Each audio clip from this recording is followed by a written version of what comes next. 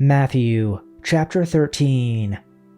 That same day, Jesus went out of the house and sat beside the sea, and great crowds gathered about him, so that he got into a boat and sat down. And the whole crowd stood on the beach, and he told them many things in parables, saying, A sower went out to sow, and as he sowed, some seeds fell along the path, and the birds came and devoured them. Other seeds fell on rocky ground, where they did not have much soil, and immediately they sprang up, since they had no depth of soil. But when the sun rose, they were scorched, and since they had no root, they withered away. Other seeds fell among thorns, and the thorns grew up and choked them. Other seeds fell on good soil and produced grain, some 100-fold, some 60, some 30. He who has ears, let him hear. Then the disciples came and said to him, Why do you speak to them in parables? And he answered them, To you it has been given to know the secrets of the kingdom of heaven, but to them it has not been given. For to the one who has, more will be given, and he will have an abundance. But from the one who has not, even what he has will be taken away. This is why I speak to them in parables, because seeing they do not see, and hearing they do not hear, nor do they understand. Indeed, in their case, the prophecy of Isaiah is fulfilled that says, You will indeed hear, but never understand, and you will indeed see, but never perceive. For this people's heart has grown dull, and with their eyes they can barely hear, and their eyes they have closed, lest they should see with their eyes, and hear with their ears, and understand with their heart, and turn, and I would heal them. But blessed are your eyes, for they see, and your ears, for they hear. For truly I say to you, many prophets and righteous people longed to see what you see, and did not see it, and to hear what you hear, and did not hear it. Hear then the parable of the sower. When anyone hears the word of the kingdom and does not understand it, the evil one comes and snatches away what has been sown in his heart. This is what was sown along the path. The seed falling on rocky ground refers to someone who hears the word and at once receives it with joy. But since they have no root, they last only a short time. When trouble or persecution comes because of the word, they quickly fall away. The seed falling among the thorns refers to someone who hears the word, but the worries of this life and the deceitfulness of wealth choke the word, making it unfruitful. But the seed falling on good soil refers to someone who hears the word and understands it.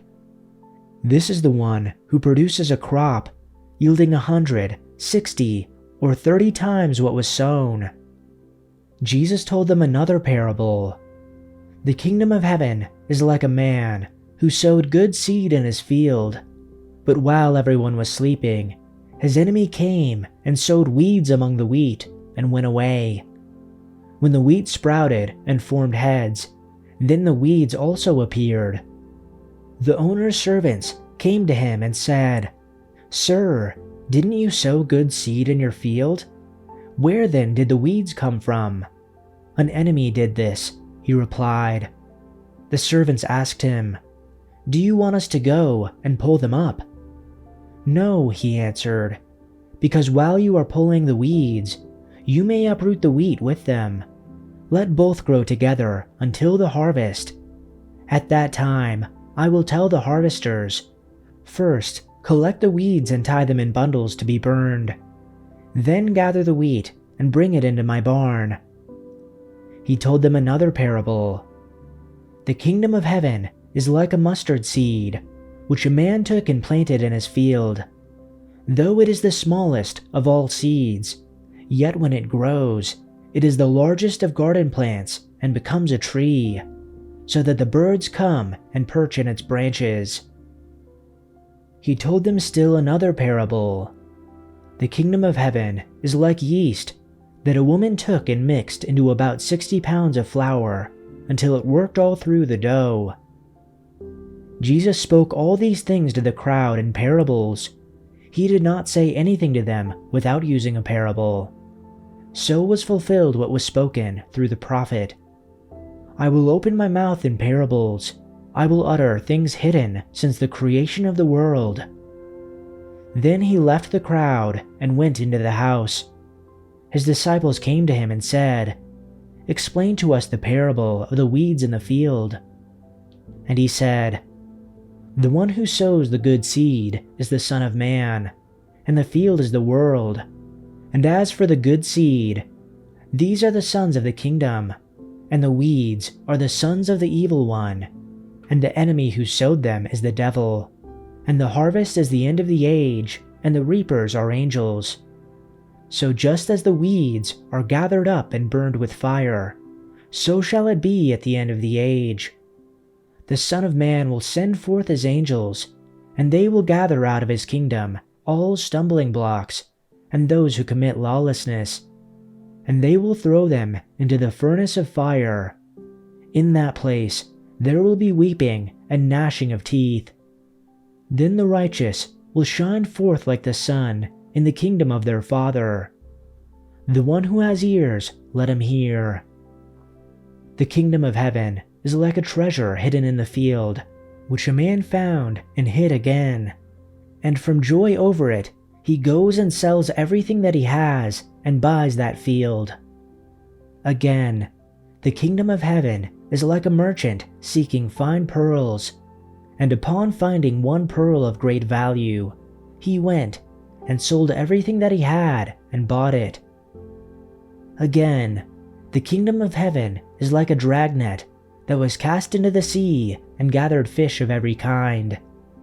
And when it was filled, they pulled it up on the beach, and they sat down and gathered the good fish into containers, but the bad they threw away.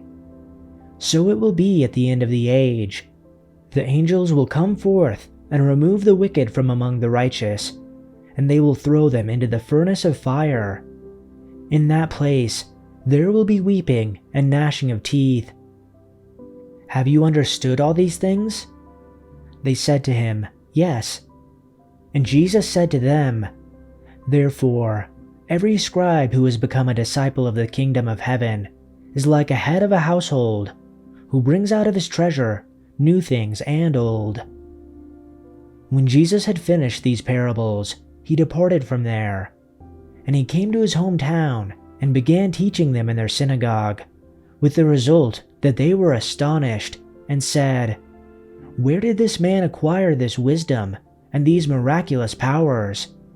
Is this not the carpenter's son? Is his mother not called Mary, and his brother James, Joseph, Simon, and Judas? And his sisters, are they not all with us?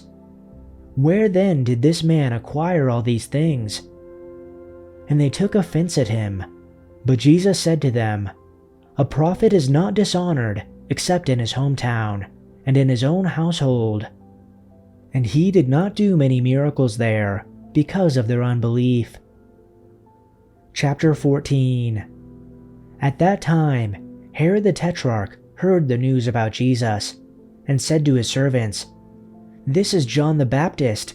He himself has been raised from the dead, and that is why miraculous powers are at work in him. For when Herod had John arrested, he bound him and put him in prison because of Herodias, the wife of his brother Philip. For John had been saying to him, It is not lawful for you to have her. Although Herod wanted to put him to death, he feared the crowd, because they regarded John as a prophet. But when Herod's birthday came, the daughter of Herodias danced before them and pleased Herod, so much that he promised with an oath to give her whatever she asked. And after being prompted by her mother, she said, Give me the head of John the Baptist here on a platter. And although he was grieved, the king commanded it to be given because of his oaths and his dinner guests. He sent word and had John beheaded in the prison, and his head was brought on a platter and given to the girl. and she brought it to her mother.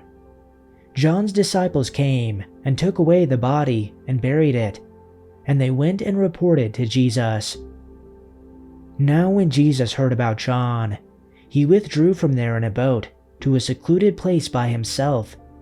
And when the people heard about this, they followed him on foot from the cities. When he came ashore, he saw a large crowd and felt compassion for them and healed their sick. Now when it was evening, the disciples came to him and said, "This place is secluded, and the hour is already past to eat. Send the crowds away so that they may go into the villages and buy food for themselves." But Jesus said to them, "They do not need to go. You give them something to eat." They said to him, "We have nothing here except 5 loaves and 2 fish." And he said, "Bring them here to me." And ordering the crowds to sit down on the grass, he took the 5 loaves and the 2 fish and looked up toward heaven. He blessed the food, and breaking the loaves, he gave them to the disciples, and the disciples gave them to the crowds. And they all ate and were satisfied. And they picked up what was left over of the broken pieces, 12 full baskets. There were about 5,000 men who ate, besides women and children. Immediately afterward, he compelled the disciples to get into the boat and to go ahead of him to the other side, while he sent the crowds away. After he had sent the crowds away, he went up on the mountain by himself to pray. And when it was evening, he was there alone. Meanwhile, the disciples were in trouble far away from land, for a strong wind had risen, and they were fighting heavy waves. About 3 o'clock in the morning, Jesus came toward them, walking on the water. When the disciples saw him walking on the water, they were terrified. In their fear, they cried out, "It's a ghost!" But Jesus spoke to them at once. "Don't be afraid," he said. "Take courage, I am here." Then Peter called to him, "Lord, if it's really you, tell me to come to you, walking on the water." "Yes, come," Jesus said. So Peter went over the side of the boat and walked on the water toward Jesus. But when he saw the strong wind and the waves, he was terrified and began to sink. "Save me, Lord," he shouted. Jesus immediately reached out and grabbed him. "You have so little faith," Jesus said. "Why did you doubt me?" When they climbed back into the boat, the wind stopped. Then the disciples worshipped him. "You really are the Son of God," they exclaimed. After they had crossed the lake, they landed at Nazareth. When the people recognized Jesus, the news of his arrival spread quickly throughout the whole area. And soon, people were bringing all their sick to be healed. They begged him to let the sick touch at least the fringe of his robe, and all who touched him were healed.